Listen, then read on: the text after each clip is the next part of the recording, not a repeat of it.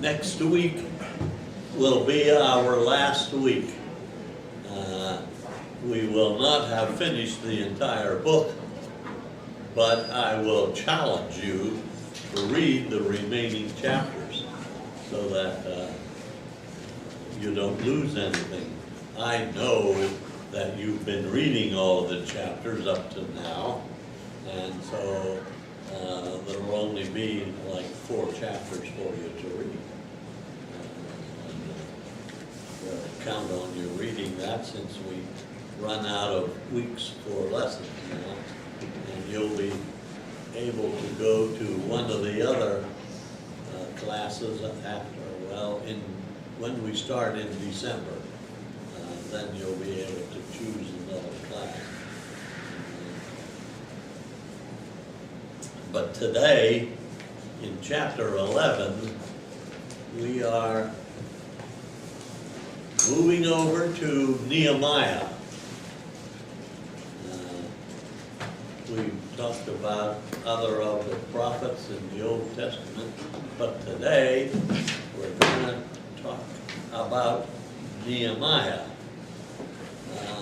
People of his day, the time period now is after they came back from Babylon, after they were 70 years in Babylon, and God allowed them to come back to their homeland.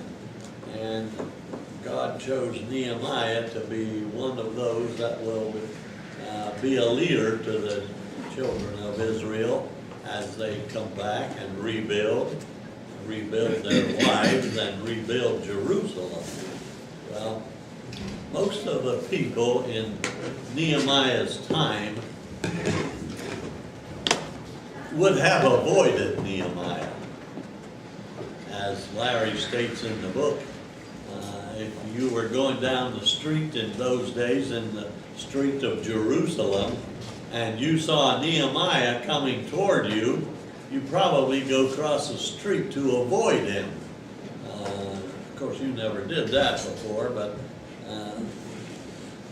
that's the reputation that Nehemiah had. He was a no-nonsense person, and everybody knew it too. When Jeremiah went to the college that we've been talking about out there and over in Babylon, he was at the head of his class, and the class title was Assertiveness Training. He was at the head. He was top man there. But in the class, another class, he flunked out. And that was how to win friends and influence people. Okay. Well, he flunked that one. That's why people would go across the street when they saw him coming. Nehemiah was challenging the people to live by their convictions, even when it was not convenient. And that's the crux of our lesson today.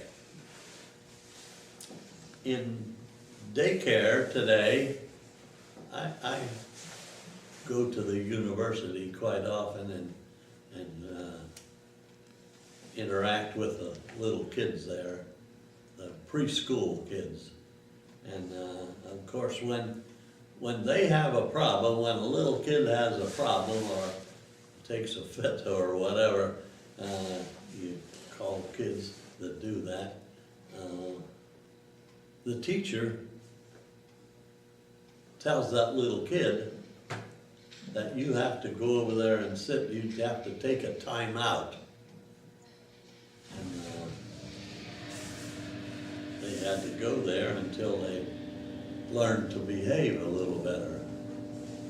Larry, in his book here, he says that his mom, my wife, made him go stand in the corner. And that worked very well. They weren't even allowed to stand in the corner with their face out, seeing what's going on. They had their face in the corner so that they couldn't see what was going on.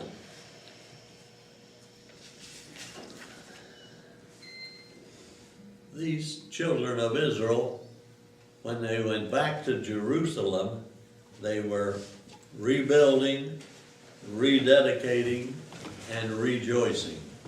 And that was their, well, there she is, the wife of the author of the book. The editor. Yeah. You made it. I made it. Good.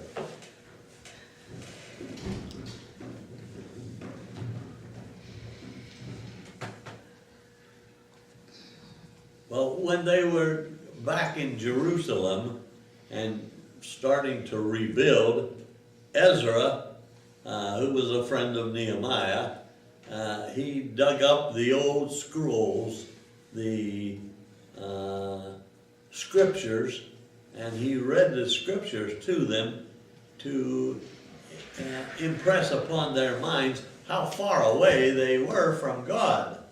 And so when they got there, he dug them up. I don't know where they were, but he found these ancient scrolls and read them to them.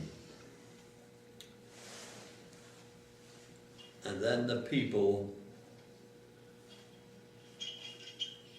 they cried. They didn't understand. They hadn't read the scriptures for a long time. A lot of them, it was their parents that read the scriptures. And so some of these people that were coming back had never heard the scriptures, never knew what God was saying. And so when Ezra read them, they were weeping. They were amazed at what God was telling them. And then he says the time for looking back in regret is over. It's time to stop feeling sorry for yourself and look to the Lord. And then he said, and let us celebrate his goodness. Now, how many of you have a Bible with you? Turn to Nehemiah. Eric has one. Boy, you come to class with that one? Okay. Nehemiah, let me read it for you then. Nehemiah said, go and enjoy choice food and sweet drinks, and send some to those who have nothing prepared. The day is sacred to our Lord. Do not grieve, for the joy of the Lord is your strength. He's telling them three things now. Don't feel sorry for yourself anymore. That's over with. Forget it. But look to the word that Ezra read to you, the real scriptures, the truth from God. And then they got together regularly, but importantly, they got together at this time to renew their covenant with God. And that was very similar to what we do in our churches today.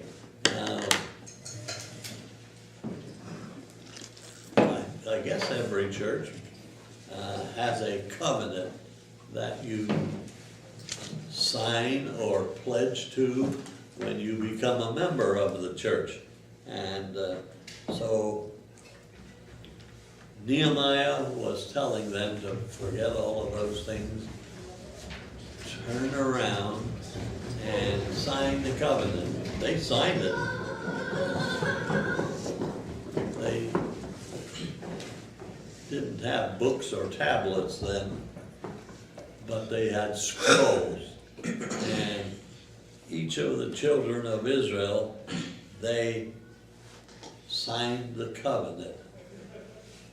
They were pledging themselves to God, to each other. And This was very good, very sincere. However, they were pretty much like Christians today. They were long on promises, but short on behavior to fulfill those promises. Let's read a little bit about this covenant that the people wrote back in Nehemiah's time. In Nehemiah chapter 9 and verse 38, in view of all of this, we are making a binding agreement. When I used to teach covenant, every covenant was a legal binding agreement. And that's what they were doing here. A sure covenant, putting it in writing, and our leaders, our Levites, and our priests are affixing their seals to it also. Then on to Nehemiah chapter 10. We promise not to give our daughters in marriage to the people around us, or take their daughters for our sons. When the neighboring peoples bring merchandise or grain to sell on the Sabbath, we will not buy from them on the Sabbath or on any holy day. Every seventh year, we will forego working the land and will cancel all debts. Wow. What do we call that? Jubilee. Year of Jubilee. Yeah. And again, this is the promise that they were making, that they're not going to buy or sell or anything like that.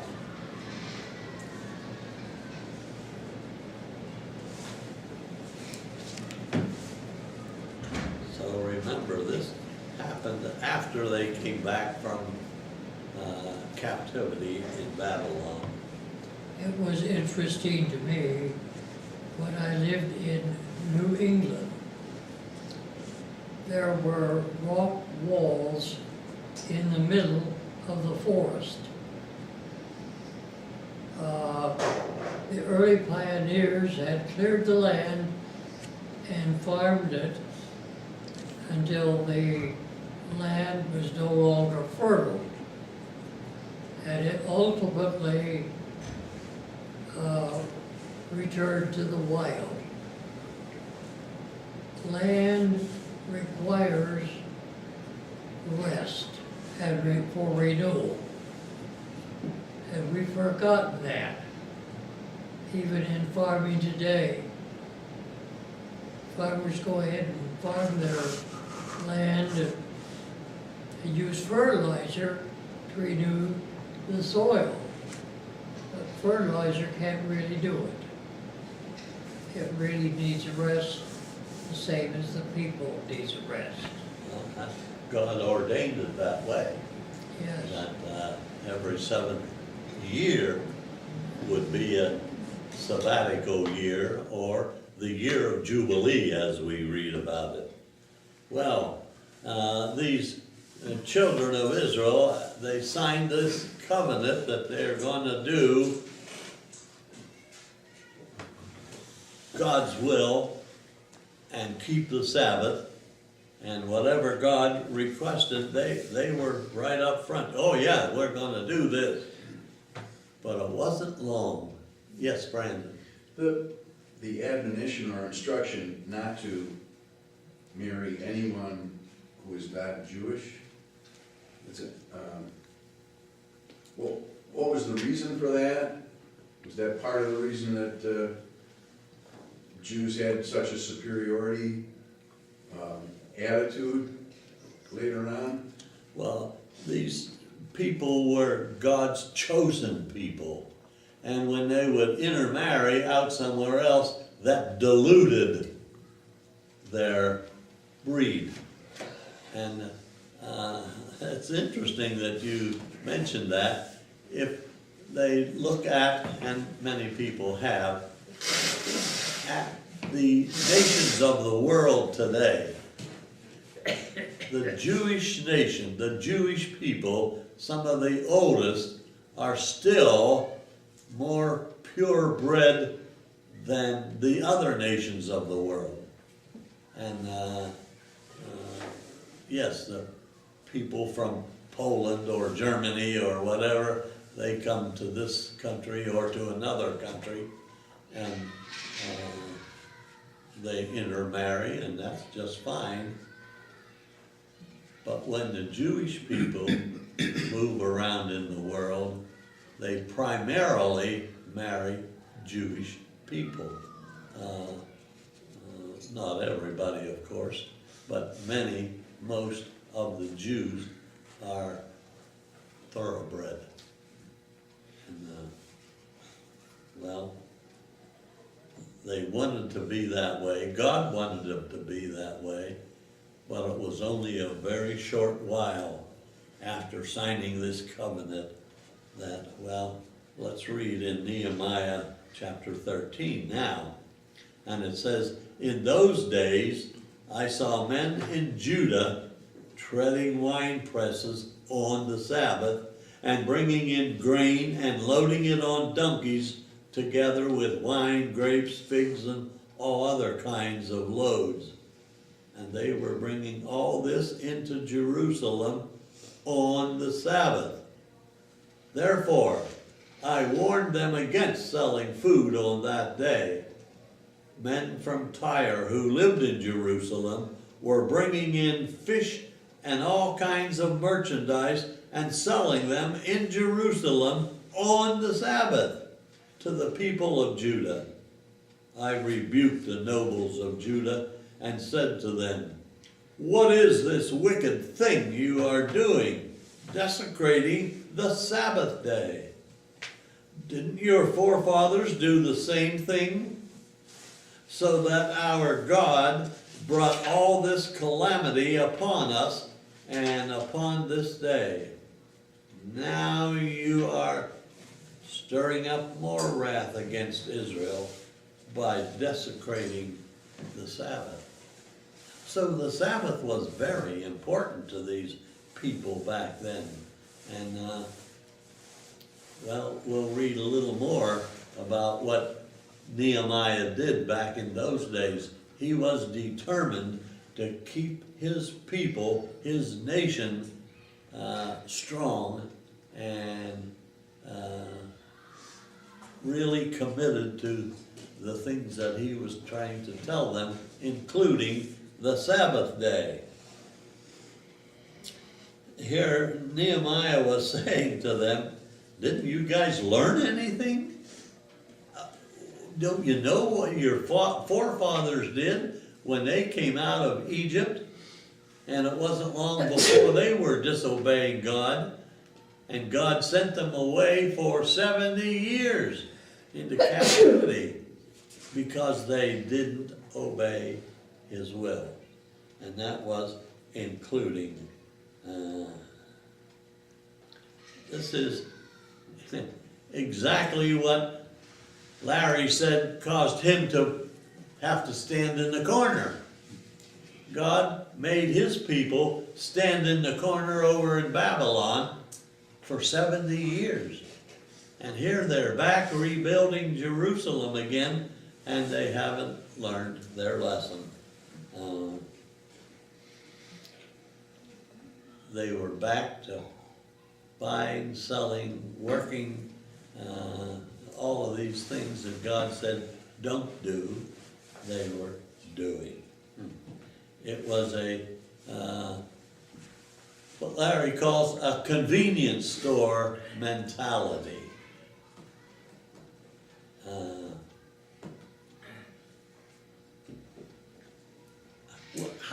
What that means, a convenience store mentality. So you're at home on a nice day, the sun is shining, and you're getting ready to make dinner or to get dinner. And what do? We stop at this corner convenience store and we get our food in order to save time. We don't want to go to the big box store and get our groceries. We only need a few things, so we'll stop at the convenience store.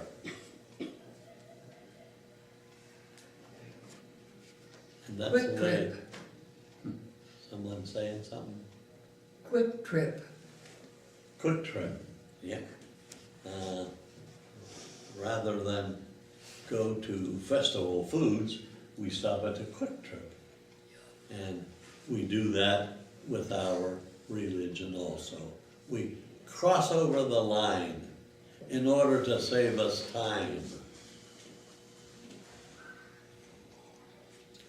Well, let me see. Sabbath, here we go. Sabbath keeping is not very convenient, not then, not now. But then keeping the Sabbath is not something you do for the sake of convenience. You keep the Sabbath because of a conviction in your heart, not for convenience. There are people that find that most anything and treat the Sabbath day as any other day. There's not a conviction there. And if it's convenient, we'll go to church on Sabbath day. And that happens. And we see those people in church occasionally. But God says, you don't keep the Sabbath for convenience. You keep the Sabbath because of a conviction. Okay? Pastor Chuck, it's interesting that probably many more people worship on Sabbath from Sunday churches for convenience than are true Sabbath keepers now. Because I made a comment to somebody that since I met Kathy, that I worship on Sabbath and she worships on Sunday. And I think this person didn't even get it that I was a Sabbath keeper. They just thought, well, my church, we go to a service at my church on Sabbath afternoon or evening, so that I can go to her church on Sunday, but we're both actually Sunday keepers. But I think that the convenience of Sabbath evening worship for Sunday church is a very prevalent new thing in the last 20 years. And it's puzzling to me. And why do some of those people do that? Why do they go on Friday evening or a different time on Sabbath day? Why? I'll tell you why. Because they have, in many cases, they have a reunion to go to the next day, and they want to get their Sabbath worship time in, so they feel good about going to the picnic or whatever on Sabbath day. They are worshiping by convenience, not by conviction. God says, if you are convicted and want to truly keep the Sabbath day, then I want to see you in church every week, not some weeks. But when you come, it's not by a convenience, which is kind of on the outside of you. He wants you to come and worship regularly because of a conviction that you have on the inside. Can you handle that? Okay, let's see what else he says.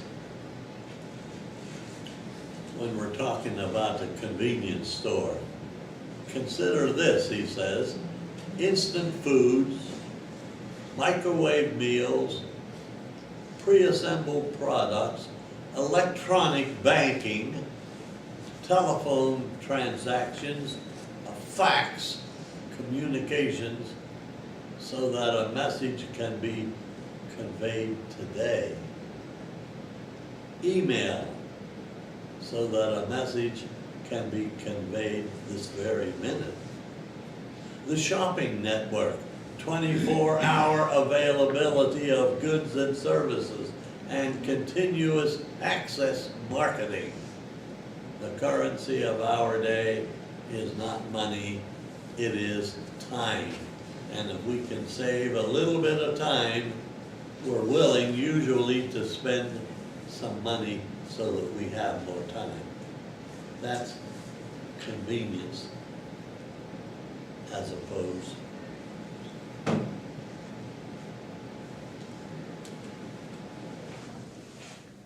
Any comments so far? Okay. The children of Israel, well, we're using them for examples all along, and here again, this convenience store mentality is the same thing. They promised, they signed the covenant that I will do this, but then they broke their promise. Sadly, they did not have discipline. So then the question arises, do you have discipline in your life as far as the things of God are concerned? Are they your convictions? Or do you, if it's convenient, I'll go, I'll do that. It's different.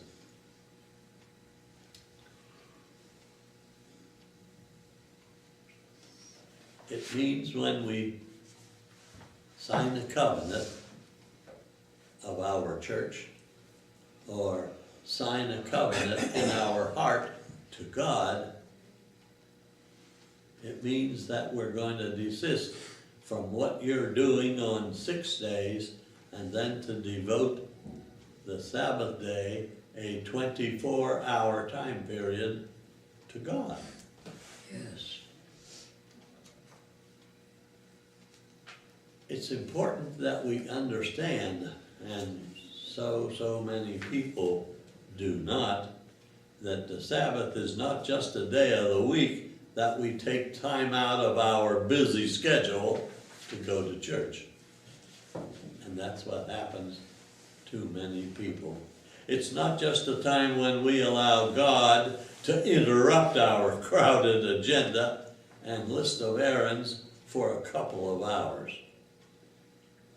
It's not a time when we, quote, work God into our schedule, because it's a holy day. It's God's holy time. It is really time that does not belong to us. It's God's time. It's God's day.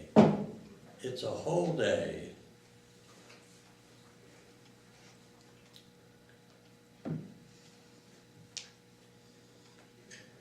So then, to bring this down to our lives today, we too are members of the body of Christ.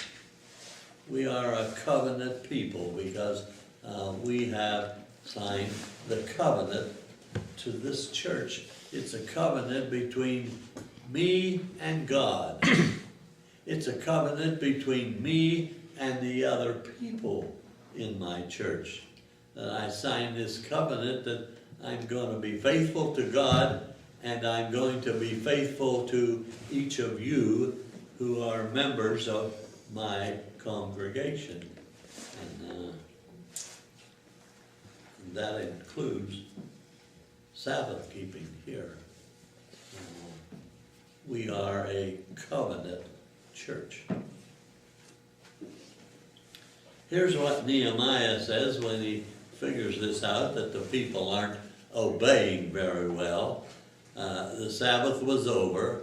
I stationed some of my own men at the gates so that no load could be brought in on the Sabbath day. Once or twice, the merchants and sellers of all kinds of goods spent the night outside of Jerusalem. But I warned them and said, why do you spend the night by the wall? If you do this again, I will lay hands on you. From the time on, they no longer came on the Sabbath. Then I commanded the Levites to purify themselves and go and guard the gates in order to keep the Sabbath day holy. Remember me for this also, O my God, and show mercy to me according to our great love. So Nehemiah, he really went to work to enforce what he said. First of all, he told them, and they rededicated themselves, they signed the covenant, and then they went back on it. And Nehemiah said, hey, you guys, you haven't learned your lesson, so I guess I'll have to take things in my own hands. And he said, okay, we're going to shut the gates on Friday evening, and we're going to keep them shut and locked and guarded so that nobody is going to bring any load to work on the Sabbath, to bring anything in to buy or to sell on the Sabbath. Boy, this is upsetting things there, because these people were, they've gone so far, they were getting used to doing whatever they pleased on the Sabbath. And God says, you don't do what you please, you do what I have instructed you to do. And things were getting turned around under Nehemiah's jurisdiction here. Okay. When, I like this, what he said, when Nehemiah promised to lay hands on them, I don't think he is referring to a healing ministry here. And I don't think so either.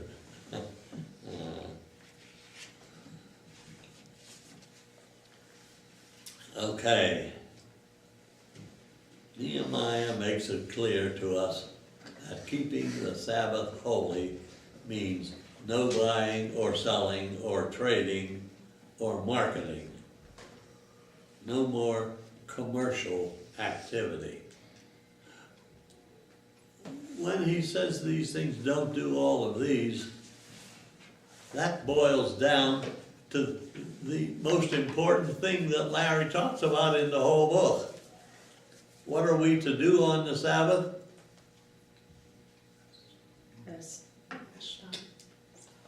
Boy, you're very timid on that. Rest. Rest. God said the most important thing to do on the Sabbath day is rest. And when Nehemiah closed all of this commercial marketing down, then the people were able to take the day off and rest. Now, when I was a kid, the stores were all closed. Well, they were closed on Sunday back then. And gradually, the big box stores came in and others, and we had a shopping mall or a shopping center. And then they passed all of the Sunday, or repealed them, the Sabbath blue laws.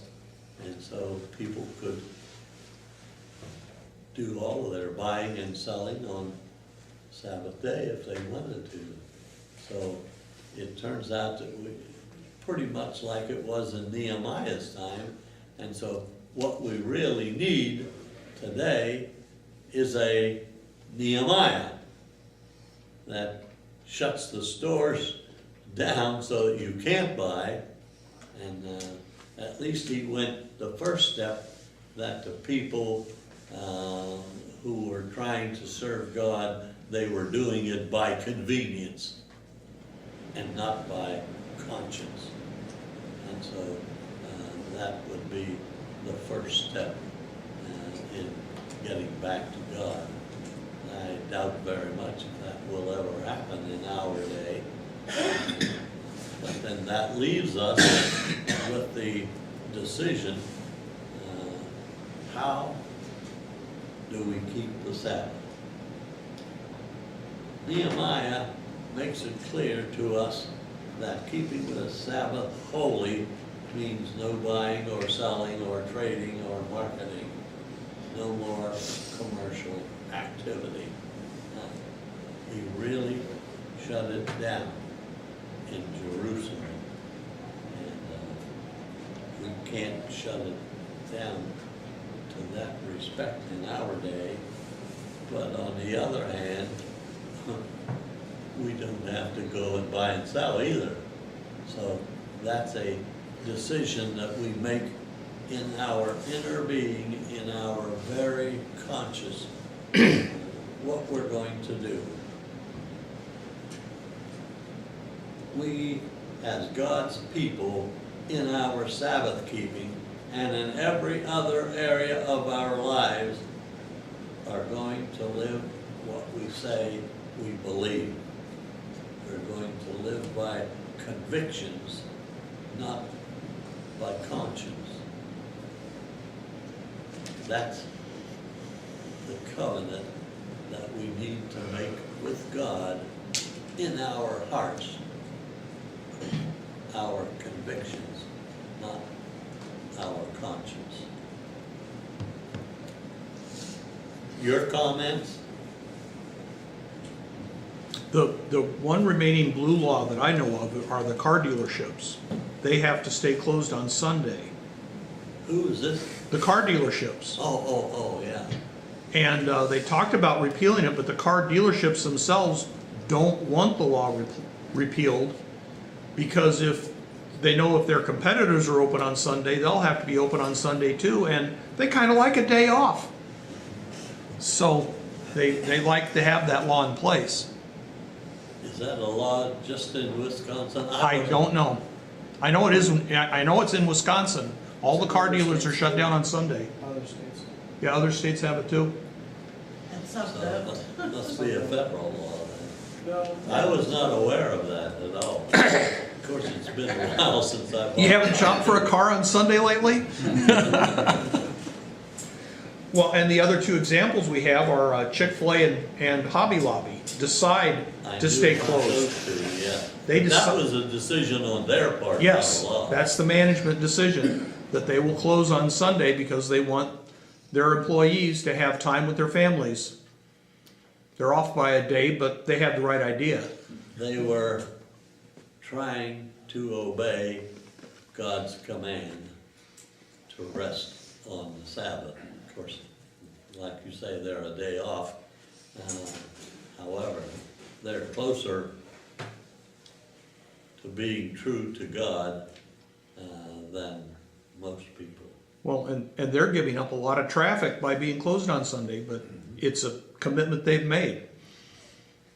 But They're God, both Christian companies. Yep. Family owned. Any others? Well, that's all, folks.